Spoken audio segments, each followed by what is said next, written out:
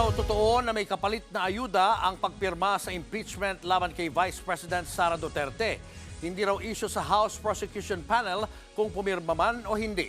Nasa frontline na balitang yan si Marian Enriquez.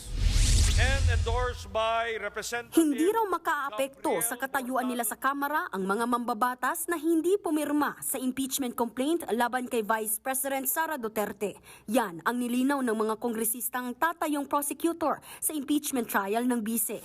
Ayon kay Iloilo 3rd District Representative Lawrence Defensor na isa sa mga prosecutor, sigurado naman daw na may mga kanya-kanya silang rason sa desisyon nilang hindi suportahan ang pagpapatalsik kay VP Sara. We respect that.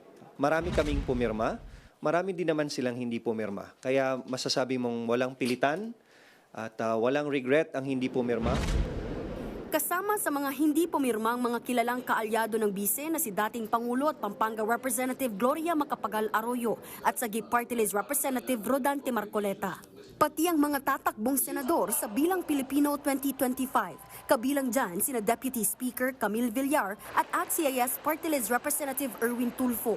Paliwanag ni Tulfo, hindi siya pumirma dahil iniiwasan niyang magkaroon ng bahid ang paghuhusga niya sa impeachment trial. Yan daw ay kung manalo siya bilang senador at maging senator judge sa paglilitis. Para naman sa mga pumirma at nag-endorso ng mga kongresista sa impeachment complaint, wala raw kapalit na ayuda yan. This was an independent action. They signified their intention and support of the impeachment complaint based on the merits of the case and nothing more. Sabi naman ni Pangulong Bongbong Marcos, hindi siya naniniwalang may kapalit na ayuda ang pagpirma sa impeachment. Kumalat kasi ang pahayag umano ni Cagayan de Oro 1st District Representative Lordan Suwan na may paparating na ayuda sa mga sumuporta sa impeachment. Fake news daw yan. Peking account daw ang nagpost nito. Itong The Working Congressman, troll page po ito. Tapos black propaganda lang talaga yung trabaho niya. Nagpapanggap na ako.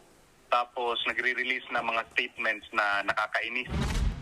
Sa kabila ng fake news, kumpiyansa ang House Prosecution Team na malakas ang kanilang ebidensya sa impeachment complaint laban kay VP Sara. Nagbabalita mula sa frontline, Marian Enriquez, News 5. Mga kapatid, Julius Babaw po. Iba na ang may alam at may pakialam sa panahon ngayon. Para sa frontline ng mga balita, mag-follow at mag-subscribe sa social media pages ng News 5.